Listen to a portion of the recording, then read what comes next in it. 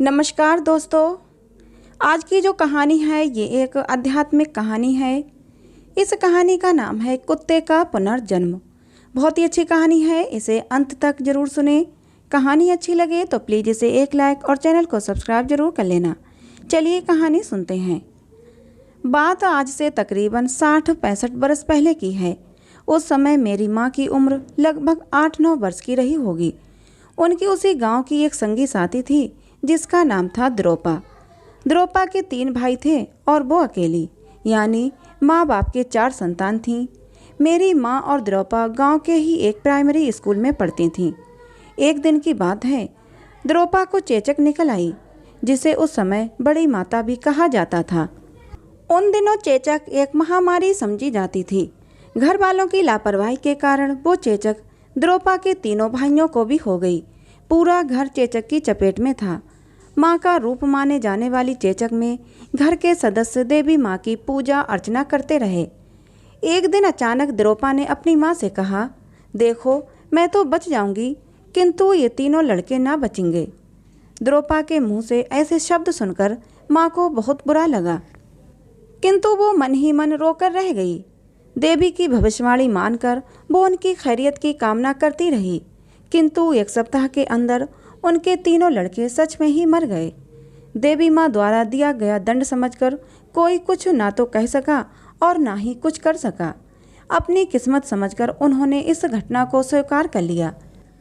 बच्चों के संस्कार कर्म के बाद एक दिन द्रोपा की माँ दोपहर को जब पेड़ के नीचे चारपाई पर सो रही थी तो उन्हें एक सपना दिखाई दिया, जिसमें उनका 3रे नंबर का लड़का तोताराम उनसे कह रहा है, माँ मैं तेरे घर आना चाहता हूँ। माँ अपने बच्चे की मृत्यु से घबराई हुई थी, अतः सपने में ही उसने उसको धक्का देकर कहा, अब तू मेरे घर कभी मत आना। पहले तू गया ही क्यों था? धक्का हाथ से दिया गया था। उनका हाथ जब चारपाई से लगा तो उनकी नींद खुल गई। देखा तो हाथ की चूड़ियाँ टूट चुकी थीं और हाथ में लग गई थीं। थोड़ा बहुत खून भी निकला था, जिसको घरेलू उपचार से ठीक कर लिया गया। कुछ दिन यूं ही बीते, सब कुछ सामान्य होने लगा। तभी द्रोपा के घर के पास एक कुतिया के 6-7 पिल्ले हुए। आसपास के सभी बच्चे उन पिल्लों को देखने जाया करते और गोद में उठाकर खिलाते रहते। धीरे धीरे पिल्लों की आंखें खुलीं और वे चलने फिरने लगे। वह पिल्ले कुतिया के पीछे पीछे लोगों के घरों तक पहुंचने लगे। एक दिन कुतिया के साथ पिल्ले द्रोपा के घर भी पहुंच गए। चूल्हे पर उसकी माँ रोटी बना रही थी और द्रोपा अपने पापा को खाना खिला रही थी। कुतिया रोटी की आस में वहीं बैठ गई और पिल्ले भी उसका दूध पीने लगे। खाना खा पीकर उन्होंने कुतिया को रोटी डाली तो कुतिया रोटी खाकर चली गई। पिल्ले भी उसके पीछे पीछे चले गए। कुतिया के आने जाने का क्रम घर घर में बना रहता था। सभी जगह से कुछ ना कुछ खाना उसे मिलता रहता, जिससे उसका और उसके बच्चों का पालन पोषण होता रहता था। सप्ताह 10 दिन में पिल्ले थोड़े बड़े हुए। अब उन पिल्लों में से एक चितकबरा पिल्ला द्रोपा के घर जब कुतिया के संग आता तो द्रोपा की माँ के सामने उसको रोटी बनाते हुए देखता रहता और टुकड़ा डालने पर खाकर चला जाता। किंतु ये क्रम उस पिल्ले द्वारा दिन में 2-3 बार हुआ करता था। द्रोपा की माँ कुत्ते पिल्लों की इन हरकतों से तंग आकर उन्हें भगाने की कह देती। द्रोपा भी उनको डंडे से भगा देती। एक दिन की बात है, द्रोपा की माँ चूल्हे पर खाना बना रही थी और द्रोपा बैठे बैठे खाना खा रही थी। तभी वो पिल्ला वहाँ आया और द्रोपा के पास बैठ गया। माँ ने परेशान होकर कहा, द्रोपा भगा इस पिल्ले को। द्रोपा भी डंडा लेकर उसके पीछे दौड़ी और उसको डंडा मार दिया। पिल्ला छोटा था, डंडा लगने से उसकी पीठ में बहुत दर्द हुआ। वो चिल्लाया और घर से चला गया। बच्चों ने जब अगले दिन देखा तो वहाँ पिल्ला अपाहिज हो चुका था। उसका पीछे वाला धड़ बेकार हो गया था। वह पिल्ला आगे के 2 पैरों से चल रहा था, पीछे के दोनों पैर और शरीर जमीन से घिसट रहे थे। बच्चे जब उस पिल्ले को देखते तभी उसे दौड़ाते और वो लहराता हुआ आगे को दौड़ने लगता। उसका पिछला हिस्सा देखकर बच्चे अनभिज्ञतावश आनंदित होते रहते। कभी उसके कान पकड़कर उठाते, कभी उसे नाली में डालते। इस तरह की शरारतें गांव के बच्चे उन पिल्लों के साथ करते रहते थे। कुछ महीनों में पिल्ले बड़े हो गए। उस पिल्ले का धड़ उसी प्रकार रहा। कुछ समय और बीता। पिल्ला 1 वर्ष का हो गया और द्रौपा 10 वर्ष की। उन दिनों गांव में बाल विवाह का प्रचलन था, अतः द्रौपा का विवाह किसी अन्य गांव में कर दिया गया। किंतु विदा हुई 2 वर्ष बाद, अर्थात जब द्रौपा 12 वर्ष की हुई तब उसकी विदा की गई। जब वो द्रौपा अपनी ससुराल चली गई तो कुछ महीनों बाद गांव का वो अपाहिज पिल्ला भी मर गया। कुछ समय ऐसे ही व्यतीत हुआ।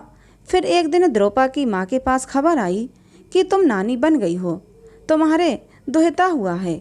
सभी लोग बहुत खुश थे और अपनी लड़की के पास पूरी रीति रिवाज से उनके घर बालक के नामकरण पर पहुँचे। कुछ महीने बीते तो द्रौपा अपने बालक को लेकर अपने घर आई। सभी लोग उस बालक को खूब लाड प्यार से रखते। ये सिलसिला 2-3 वर्ष यूं ही चलता रहा। अब बालक कुछ बोलने लगा। एक दिन द्रौपा उस बालक को लेकर अपने मायके आई। द्रौपा की सहेलियां बालक को गोद में लेकर अड़ोस पड़ोस घुमाने लगीं।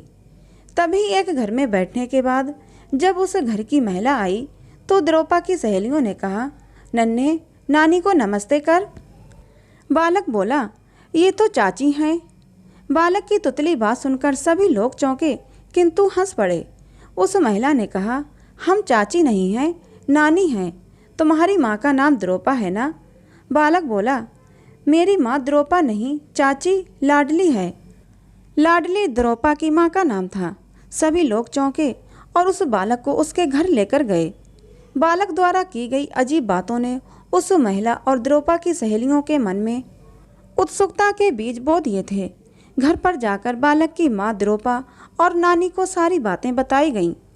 पहले तो उन्हें भी इन बातों पर विश्वास न हुआ, किंतु द्रौपा ने फिर जब उस बालक से पूछा कि तुम्हारी माँ कौन है, तो उसने द्रौपा की माँ की ओर इशारा कर दिया। द्रौपा ने कहा, नहीं बेटा, तुम तो हमारे बेटे हो। वो बोला, जीजी, तुमने मुझे पहचाना नहीं, मैं हूँ तोताराम। सभी लोग तोताराम सुनकर चौंके। तोताराम, तुम इतने दिन कहाँ रहे बेटा? लाडली ने पूछा। अम्मा, मैं तो तुम्हारे घर पिल्ला बनकर आता था, पर जीजी ने मेरी डंडे से कमर तोड़ दी। हमेशा मुझे भगाती रहती थी। बहुत परेशान किया तुम सब ने मुझे।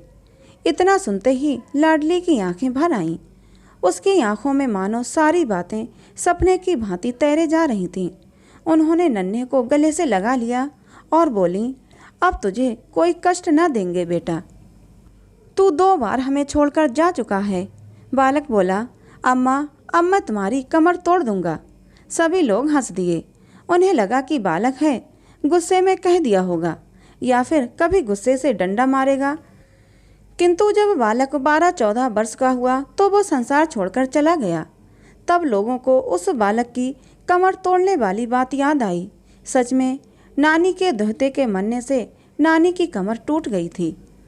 वो बहुत रोई। 3 बार मिलकर तीनों बार बिछड़ गया।